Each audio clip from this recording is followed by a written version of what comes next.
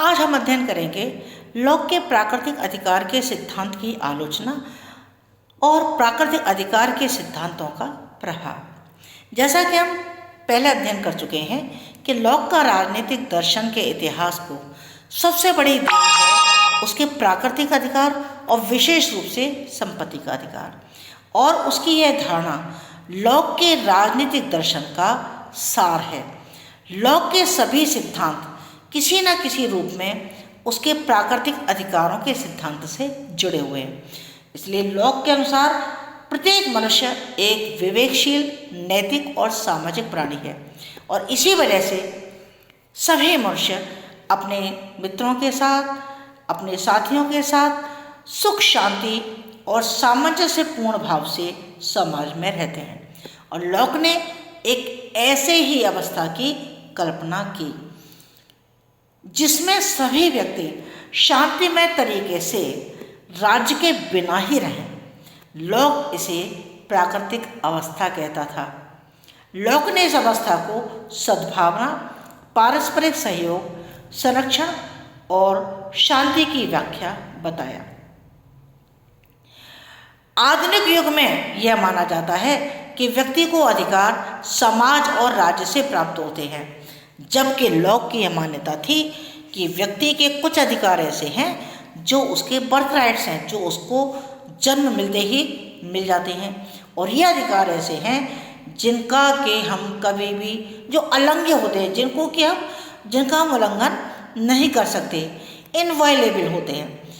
यानी राज्य बनने से भी पहले व्यक्ति को प्राकृतिक अवस्था में प्राकृतिक नियमों के तहत बहुत सारे अधिकार प्राप्त थे, और वो अधिकार ऐसे थे जिनको कि कोई छू नहीं सकता था, जिनका कि कोई हनन नहीं कर सकता था, जिन अधिकारों को कोई छीन नहीं सकता था, जैसे कि जीवन का अधिकार था, स्वतंत्रता का अधिकार था, संपत्ति का अधिकार था, और इन संपत्ति के अधिकार में भी एक अधिकार था व्यक्तिगत संपत्ति का, क्योंकि उसने प्राकृतिक संपत्ति और निजी संपत्ति इस तरह से संपत्ति को दो भागों में विभक्त किया था।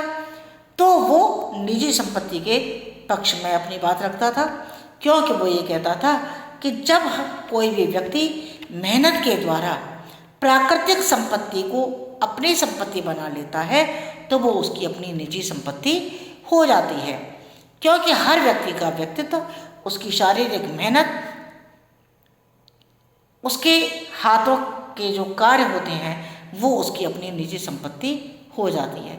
यानी प्राकृतिक अवस्था में मनुष्य अपनी अपनी मेहनत से जो प्राप्त करते हैं वह उसकी अपनी निजी संपत्ति होती है।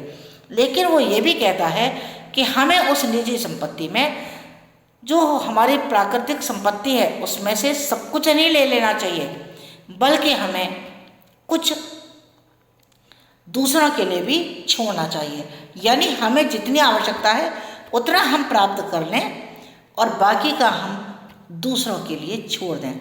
यानी लॉक के प्राकृतिक अधिकारों के सिद्धांत राजनीतिक चिंतन के इतिहास में इतने महत्वपूर्ण देन होने के बावजूद भी कुछ कमियां इसमें पाई जाती हैं, और विभिन्न विचारकों ने लॉक के प्राकृतिक अधिकारों की कुछ आलोचना की।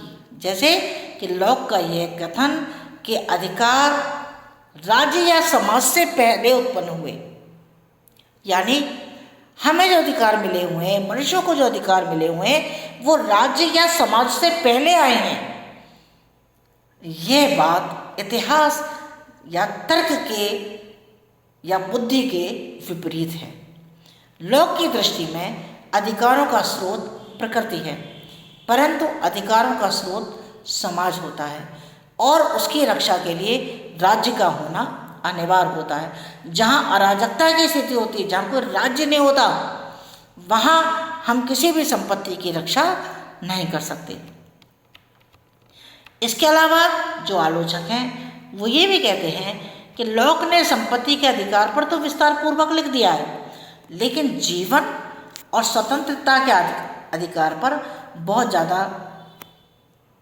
अपनी बातों को नहीं कहा है। इसके अलावा जो लोक के प्राकृतिक अधिकार हैं उनमें परस्पर विरोधी बातें हमें देखने को मिलती हैं। कैसे मिलती हैं कि लोक एक तरफ तो उनको प्राकृतिक मानता है कि ये सारी चीज़ें जो अधिकार है प्राकृतिक हैं, और दूसरी तरफ वो श्रम को संपत्ति के अधिकार का आधार मान लेता है कि यानी हमने जो मेहनत की है उसके आधार पर ये हमारी अपनी संपत्ति हो गई। तो यदि प्राकृतिक अधिकार जन्मजात हैं और स्वाभाविक हैं तो हमें उसको श्रम से अर्जन करने की कोई आवश्यकता ही नहीं है। तो ये दोनों विरोधी बातें हमें लोक के प्राकृतिक अधिकार में देखने को मिलती हैं। तो ये आलोचकों का एक तर्क है कि लोक के प्राकृतिक अधिकारों में परस्पर विरोधी भावनाएं देखने को मिलती हैं। इसके अलावा लोक का प्राकृतिक अधिकार का जो सिद्धांत है वो पूंजीवाद का रक्षक है। श्रम सिद्धांत को परिभाषित करते हुए लोक ने कहा है कि जिस घास को मेरे घोड़े ने खाया है या मेरे नौकर ने काटा है या मैंने छीला है वो मेरी संपत्ति है और उस पर किसी का अधिकार नहीं है। इसका मतलब क्या हुआ कि लोक का ये सिद्धांत पूंजीवाद का समर्थक है, यानी जिसकी लाठी उसकी भैंस, जिस चीज पर मैंने थोड़ा सा कार्य कर लिया वो मेरा हो गया। तो ये जो बात है ये पूंजीवाद का पूरा समर्थन करती है। इसके अलावा लोक ने स्वतंत्रता पर जोर दिया है, समानता पर जोर नहीं दिया, जबकि आधुनिक युग में समानता के अभाव में स्वतंत्रता अधूरी है, क्योंकि स्वतंत्रता और समानता एक ही सिक्के के दो पहलू हैं। जब तक समाज में समानता नहीं होगी, जब तक समाज का हर व्यक्ति उस स्वतंत्रता का उपभोग नहीं कर सकता। इसलिए समाज में समानता का होना भी उतना ही आवश्यक है जितना कि स्वतंत्रता का। जबकि लोक ने समानता की ओर देखा भी नहीं और उसने स्वतंत्रता पर अपना पूरा जोर दिया है। इसके अलावा लोक के अधिकारों का जो क्षेत्र है वो सीमित है और आधुनिक युग में शिक्षा, धर्म, संस्कृति के अधिकार भी बहुत सारे महत्वपूर्ण अधिकार हैं जिन अधिकारों को मनुष्य के द्वारा अर्जित किया जाता है। तो लोक ने अपने अधिकारों में बहुत ही सीमित अधिकारों का ही प्रयोग किया है। उसके जो अधिकार क्षेत्र हैं वो वर्तमान समय में लागू नहीं किए जा सकते। इसके अलावा लोक किसी भी व्यक्ति के बिना श्रम किए उत्तराधिकार द्वारा किसी दूसरे की संपत्ति प्राप्त करने के नियम का स्पष्ट उल्लेख नहीं करता है, यानी कि उत्तराधिकार का नियम क्या है, किस तरह से बिना श्रम किए उत्तराधिकार द्वारा किसी दूसरे की संपत्ति को हम प्राप्त कर सकते हैं। इस तरह की कोई भी बात लोक ने अपने इस प्राकृतिक अधिकारों में स्पष्ट नहीं की है। इसके अलावा लोक आर्थिक असमानता की बात तो करता है, लेकिन उसे दूर करने के उपाय नहीं बताता। वो ये भी तो कह देता है कि आर्थिक असमानता होती है, कोई बहुत ज़्यादा कम पैसे वाला होता है, कोई कम पैसे वाला होता है, लेकिन उस असमानता को दूर कैसे किया जाए इसका किसी भी तरह से वर्णन नहीं करता है। इसके अलावा लोक आवश्यकता से अधिक संपत्ति को संचित करने पर संपत्ति को जनहित में छीनने की बात तो करता है, लेकिन संपत्ति छीनने की प्रक्रिया पर मौन है। यानी वो ये तो कहता है कि हम अधिक से अधिक संपत्ति का अर्जन कर लें, और अगर मान लीजिए किसी पर बहुत ज़्यादा संपत्ति हो गई है तो उस संपत्ति को वो जनहित में छीनने की बात करता है कि उसको कोई भी व्यक्ति छीन ले और जनता के हित में उसका प्रयोग कर ले। लेकिन संपत्ति छीनने की प्रक्रिया क्या होगी, किस प्रोसेस से हम किसी व्यक्ति की संपत्ति को छीनेंगे, इसके बारे में लोक मौन हो जाता है। लोक ने उसके बारे में कोई भी बात नहीं की है। इतनी अधिक आलोचनाओं के बावजूद भी, यानी आलोचकों ने लोक के प्राकृतिक अधिकारों की इतनी अधिक आलोचना की है, फिर भी लोक का प्राकृतिक अधिकार का सिद्धांत राजनीतिक चिंतन में एक उत्कृष्ट देन है। लोक का सिद्धांत आधुनिक युग में भी महत्वपूर्ण है। और क्यों महत्वपूर्ण है, ये हम इस बात से देख सकते हैं कि लोक के प्राकृतिक अधिकार के सिद्धांतों का प्रभाव हमारे वर्तमान समाज में क्या पड़ता है, यानी influence of locks theory of natural rights. क्या अधिकार है? जैसे लॉक का यह सिद्धांत मौलिक अधिकारों का जनक है। आज के सभी प्रजातंत्रीय देशों में लॉक के इन सिद्धांतों को अपनाया गया है। अमेरिका के संविधान पर तो लॉक का बहुत गहरा प्रभाव है, और अमेरिकन संविधान का जो 14वां संशोधन हुआ, और वो 14वां संशोधन जो घोषणा करता है कि कानून की उचित प्रक्रिया के बिना राज्य किसी भी व्यक्ति को जीवन, स्वतंत्रता और संपत्ति से वंचित नहीं कर सकता। यह लॉक के सिद्धांत का ही प्रभाव है।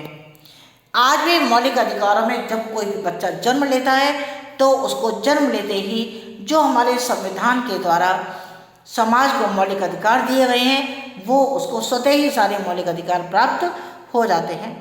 इसके अलावा इस सिद्धांत का यूएनओ यानी संयुक्त राष्ट्र संघ पर भी स्पष्ट प्रभाव देखने को मिलता है, और इस यूएनओ के चार्टर में भी मानवीय अधिकारों के महत्व को स्वीकार करते हुए मानवाधिकारों को शामिल किया गया। जो ये सारे अधिकार लॉक के ही देन हैं। मानवाधिकार जो है संयुक्त राष्ट्र संघ के द्वारा अपनाया गया, जो आज हमें हर देश में भी देखने को मिलता है। और इसी सिद्धांत का कार्ल मार्क्स के अतिरिक्त मूल्य के सिद्धांत यानी थ्योरी ऑफ सरप्लस वैल्यू पर भी स्पष्ट प्रभाव हमें देखने को मिलता है। मार्क्स भी श्रम को ही महत्व देता है और अपने सिद्धांत की व्याख्या करता है, यानी जो व्यक्ति जितना श्रम करेगा उतना ही वो अतिरिक्त मूल्य अपने उसमें प्राप्त करेगा, यानी जितनी मेहनत करेगा उतना ही सरप्लस मूल्य उसको प्राप्त हो जाएगा।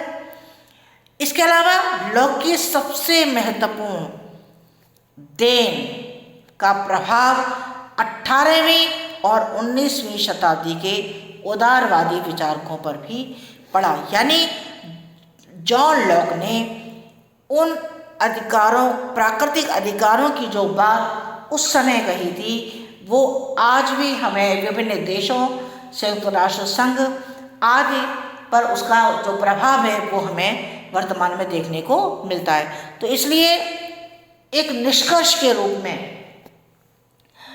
एक मूल्यांकन के रूप में हम ये कह सकते हैं कि जॉन लॉक की प्राकृतिक अधिकार की जो देन है, उसका जो सिद्धांत है, वो राजनीतिक चिंतन के इतिहास में एक बहुत बड़ा योगदान है। एक विचारक है डनिंग, वो कहते हैं कि राजनीतिक दर्शन को लॉक का सर्वाधिक विशिष्ट योगदान प्राकृतिक अधिकारों का ही सिद्धांत है। और लॉक ने एडम स्मिथ जैसे अर्थशास्त्रियों पर भी अपनी अमिट छाप छोड़ी है। प्राकृतिक अधिकारों के रूप में लॉक की यह देन अभूतपूर्व है। समाज में एक ऐसी देन है जो समाज के